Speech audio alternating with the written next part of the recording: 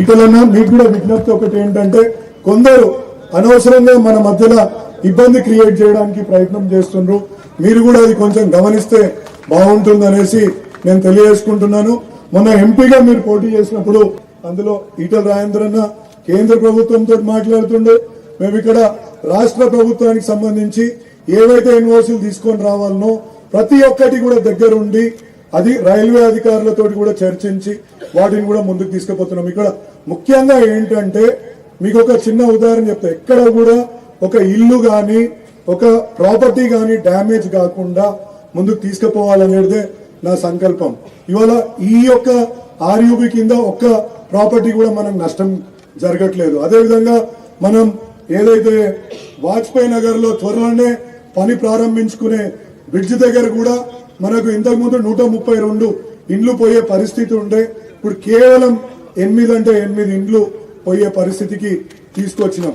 Only alignment change చేయడం మూలాన కొంచెం గ్రేడియంట్లని చేంజ్ చేయడం మూలాన ఇవన్నీ కూడా తీసుకురావడం జరిగింది. నేను ఇక్కడ మనందరికీ విజ్ఞప్తి చేస్తున్నా, ఇలా మనకు ఒక ఎంపీ మంచిగా ప్రజల పక్షాన నిలబడి పనిచేసే ఎంపీ ఉన్నాడు.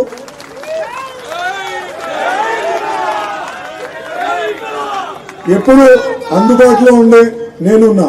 మీకు ఈ వచ్చే మూడేళ్లలో ఖచ్చితంగా మల్కాజ్గిరి అల్వాల్ ప్రాంతంలో ఎవరు కూడా లెవెల్ క్రాసింగ్ దగ్గర ఆగకుండా చూసుకునే బాధ్యత మాది అని ఈ సందర్భంగా మీ అందరికీ తెలియజేస్తున్నా. ఇటలన్నా మీకు కూడా విజ్ఞప్తి ఒకటి ఏంటంటే కొందరు అనవసరంగా మన మధ్యలో ఇబ్బంది క్రియేట్ చేయడానికి ప్రయత్నం చేస్తున్నారు.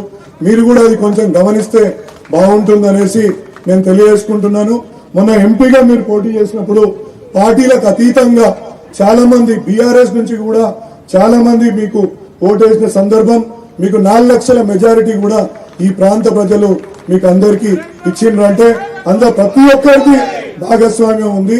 కొంచెం సేపు పార్టీలను మనం కొంచెంసేపు పక్కకు పెట్టుకుందాం. ఎందుకంటే ప్రజలకు సేవ చేయడానికి ఇక్కడికి వచ్చినాం.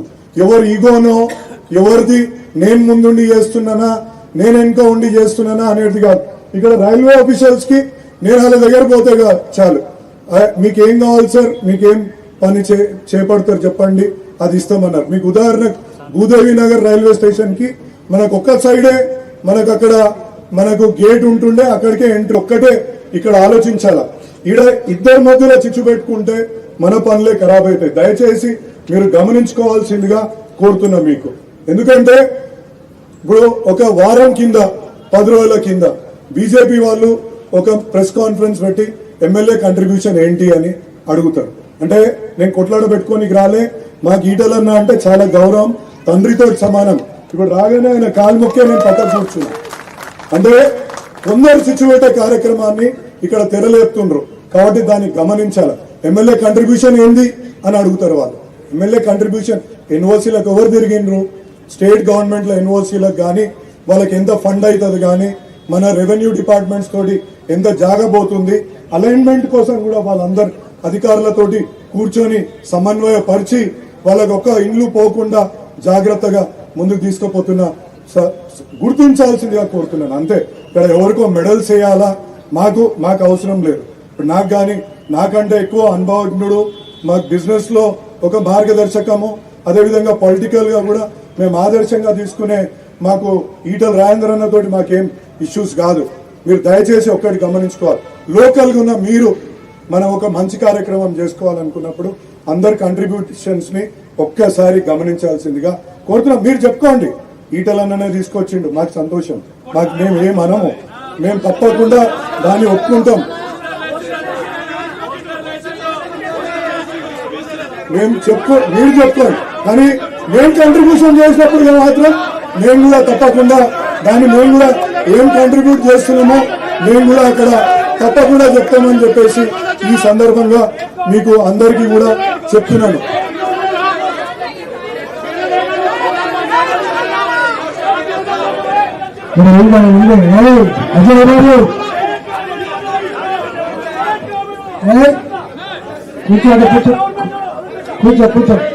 ఇవాళ ఇవే కాదు, మనకు ఇక్కడ మనకు అనేకంగా డిఫెన్స్ వాళ్ళతో కూడా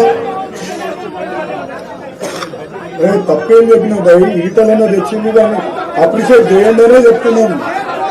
ఏం చేసింది కూడా అప్రిషియేట్ చేయమనే చెప్తున్నాం. ఏం చేసిండ్రు అనేది పంచాయతీ పోలీసుకు అవుతుంది కదా.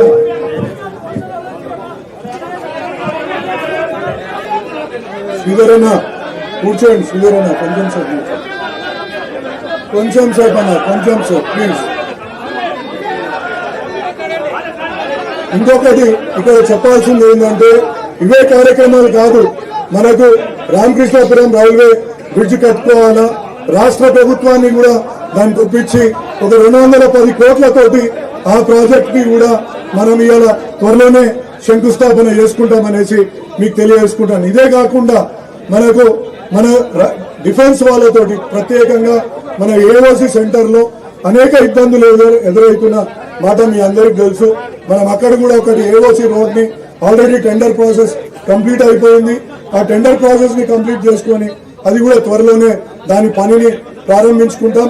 అక్కడ డిఫెన్స్ ఏరియాలో ఉన్న కొంతమంది ఒక 16 మంది డిఫెన్స్ ప్రాపర్టీలో ఉన్న 16 మందికి డబుల్ బెడ్రూమ్ల కోసం మొన్ననే ముఖ్యమంత్రి గారిని కలవడం జరిగింది. ముఖ్యమంత్రి గారికి వినతి పత్రం ఇవ్వగానే ఆయన కలెక్టర్ తోటి కూడా మాట్లాడి ఆ డిఫెన్స్ లో ఉన్న డిఫెన్స్ ల్యాండ్ లో ఉన్న వాళ్ళకి ఆ 16 డబుల్ బెడ్రూమ్లను కూడా ఇవ్వండి అని కూడా చెప్పడం జరిగింది. ఇదే కాకుండా మనం గౌతమ్ నగర్ లో ఒక 15 కోట్లతో ఒక రిజర్వాయర్ ని కూడా నీటి రిజర్వాయర్ ని తెచ్చుకుంటున్నాం. అంటే పని చేస్తా అంటే పార్టీలకు అతీతంగా ఎవరైనా డబ్బులు ఇస్తారని చెప్పడానికి మీ ముందు నేను ఇక్కడ నిలబడి చెప్తున్నాను. అంతేగాని ఇక్కడ వైమనుష్యాలు ఏదో ఇబ్బందులు ఇంకోటి ఏదో చేయాలనే ఉద్దేశం మాకెవరికి కూడా లేదు. కాబట్టి దయచేసి మంచి ఒక ఆలోచనతోటి ఫస్ట్ 3 ఏళ్ల తర్వాత ఎవడు ఉంటాడో ఎవడు బీక్తాడో అవనికి తెలుసు. కానీ మనం ఈ 3 ఏళ్లలో మనం ఏం చేసినాం అనే దానికి మనం ఒకటి నిదర్శనంగా కొన్ని పనులను చేసి చూపించుకుంటే మనం రేపు ప్రజలు 10 కాలాల పాటు అరే ఆయన ఉన్నప్పుడు ఎంపీగా ఉన్నప్పుడు ఎమ్మెల్యేగా ఉన్నప్పుడు ఈ పనులు అయినాయి అనేది తెలియజేస్తారు. కాబట్టి దయచేసి దాని ఒక్కదాని గురించే నేను పనిచేసాడు. లేకపోతే మాకు కూడా అన్ని రకాలుగా అన్ని వ్యవస్థలు ఉన్నాయి.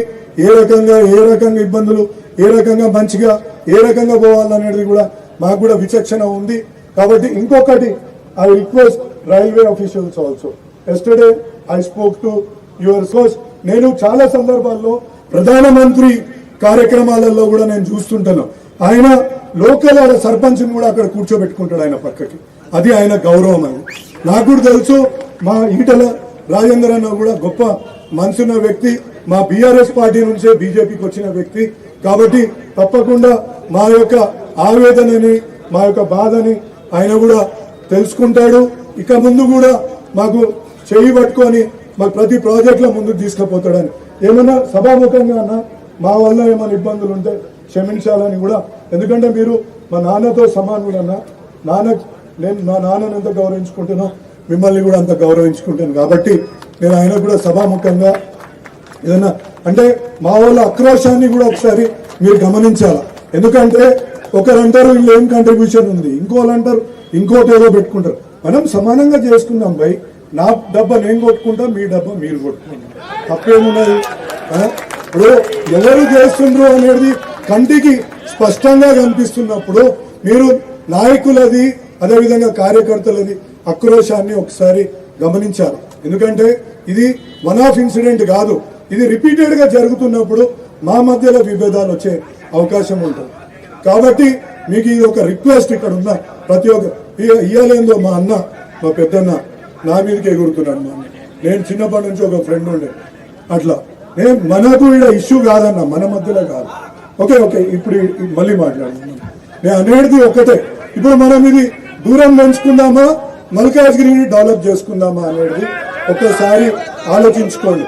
అంటే ఒక రైల్వే ప్రాజెక్ట్ మీరు ఒక్కటి, ఎందుకంటే పూజ మా ఒక పెద్దన్న లాంటి వ్యక్తి అలా ఇబ్బంది పడుతుంటే మాకు కూడా కొంచెం ఇబ్బంది అనిపిస్తుంది. అన్న మీకు సభాముఖంగా చేతులు జోడించి చెప్తున్నా, మనము కొంచెం మన వాళ్ళని సమన్వయం చేసుకోగలిగితే మంచిగా ఉంటుంది అనేసి చెప్తుంటూ జై తెలంగాణ, జై తెలంగాణ. Thank you.